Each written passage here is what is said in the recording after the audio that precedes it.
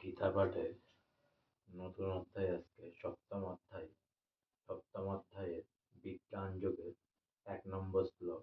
হরে কৃষ্ণ। শ্রী ভগবানু বাচ শ্লোক নম্বর 1।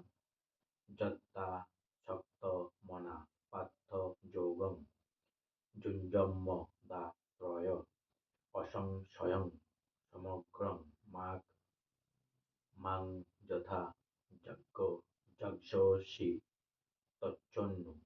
শ্রী ভগবান উবাচ। পরমেশ্বর ভগবান বললেন, মহি মানে আমাতে, আসক্ত মনা মানে অবিনিষ্ট বিষ্ট চিত্র, পার্থ মানে পিতার পুত্র, যোগম মানে যোগ, যুজন মানে যুক্ত হয়ে, মদাশ্রয় মানে আমার ভাবনার ভাবিত হয়ে, উনি কৃষ্ণ ভাবনা, অসংশয়ম নিঃসন্দেহে, সমগ্র সম্পূর্ণরূপে, মাম মানে আমাকে, যথা মানে যে রূপে, যাক্ষসি মানে জানবে, তৎ মানে তা, শৃণু মানে শ্রবণ করে। অনুবাদ। শ্রী ভগবান বললেন, হে পার্থ, আমাতে আসক্ত চিত্ত হয়ে আমাতে মনোনিবেশ করে যোগাভ্যাস করলে কিভাবে সমস্ত সংশয় থেকে মুক্তি হয়ে আমাকে জানতে পারবে তা শ্রবণ করো। তাৎপর্য। ভগবদ গীতার এই 7ম অধ্যায়ে ভগবত তত্ত্বের বিশদ বর্ণনা করা হয়েছে। ভগবান শ্রীকৃষ্ণ সর্ব ঐশ্বর্যপূর্ণ, তার এই সমস্ত ঐশ্বর্যের প্রকাশ কিভাবে হয় তা এখানে বর্ণনা করা হয়েছে। 4 ধরনের সৌভাগ্যবান লোক ভগবানের শ্রীচরণে আসক্ত হন এবং 4 ধরনের হতভাগ্য লোক কখনোই ভগবান শ্রীকৃষ্ণের শরণাগত হন না, তাদের কথাও এই অধ্যায়ে বর্ণনা করা হয়েছে। ভগবদ গীতার প্রথম 6টি অধ্যায়ে বর্ণনা করা হয়েছে যে জীবের স্বরূপ হচ্ছে তার চিন্ময় আত্মা এবং বিভিন্ন যোগ সাধনার মাধ্যমে সেই চিন্ময় স্তরে উত্তীর্ণ হতে পারে। 6ষ্ঠ অধ্যায়ের শেষে স্পষ্টভাবে বর্ণনা করা হয়েছে যে মনকে সর্বত্রভাবে ভগবান শ্রীকৃষ্ণের ভাবনায় নিযুক্ত করা বা সর্বত্রভাবে কৃষ্ণ ভাবনাময় হওয়া সর্বপ্রকার যোগ সাধনার মধ্যে সর্বশ্রেষ্ঠ। মনকে সর্বত্রভাবে ভগবান শ্রীকৃষ্ণের চরণে একাগ্র করার মাধ্যমে পরম তত্ত্বকে সম্পূর্ণরূপে উপলব্ধি করা যায়। এছাড়া আর কোনো উপায়ে তা সম্ভব নয়। নির্বিশেষে ব্রহ্মজ্যোতি অথবা অন্তর্যামী পরমাত্মা উপলব্ধি পরম তত্ত্বের পূর্ণ জ্ঞান নয়, কেননা তা হচ্ছে আংশিক উপলব্ধি। পূর্ণ ও বিজ্ঞানসম্মত জ্ঞান হচ্ছে শ্রীকৃষ্ণ এবং কৃষ্ণ ভাবনাময় মানুষের কাছে সব কিছুই পূর্ণ প্রকাশিত হয়ে থাকে। সম্পূর্ণভাবে কৃষ্ণ ভাবনামৃত লাভ করার ফলে নিঃসন্দেহে অবগত হওয়া যায় যে ভগবান শ্রীকৃষ্ণই হচ্ছে পরম জ্ঞান। বিভিন্ন প্রকার যোগ হচ্ছে কৃষ্ণ ভাবনা অর্জনের পথে পদক্ষেপ মাত্র। সরাসরি ভগভক্তি লাভ করে যিনি ভগবানের শ্রীচরণে আত্মসমর্পণ করেন, তিনি অনায়াসে ব্রহ্মতত্ত্ব ও পরমাত্মা তত্ত্ব সম্বন্ধে সর্বত্রভাবে অবগত হন।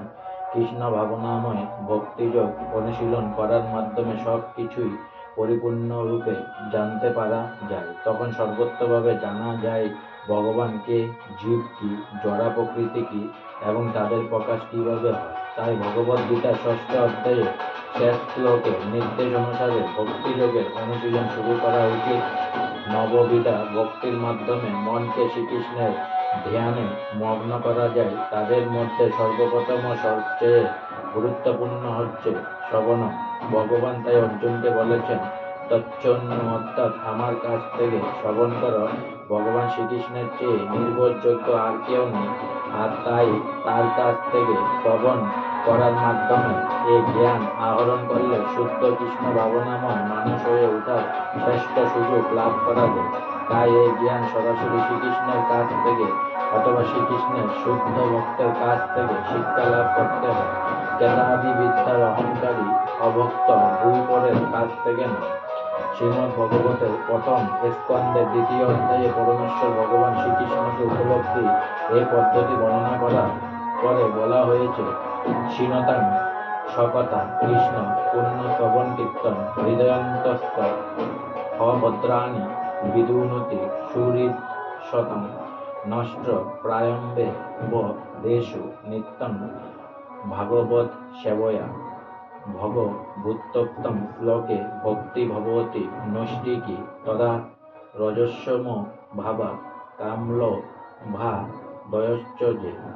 চেত ওই তরাণি বিদ্ধং স্থিতং সত্যে প্রসীদতি এবং প্রসন্ন মনস ভগভক্তি যোগৎ ভগবত্তত্ত্ব বিজ্ঞানং মুক্ত সঙ্গস্য জায়তে বিদ্যতে হৃদয়বন্তি সিচ্ছন্দন্তে সর্ব সংশয় ক্ষীয়ন্তে চাস্য কর্মাণি দৃশ্য এবাত্মনীশ্বর।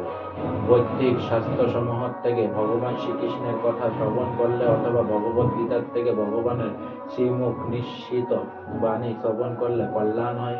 কেউ যখন কৃষ্ণ কথা শ্রবণ করে তখন ভগবান শ্রীকৃষ্ণ, যিনি সকলের অন্তরের বিরাজমান, তিনি পরম বন্ধুর মতো তার হৃদয়কে সমস্ত কুলস থেকে মুক্ত করেন।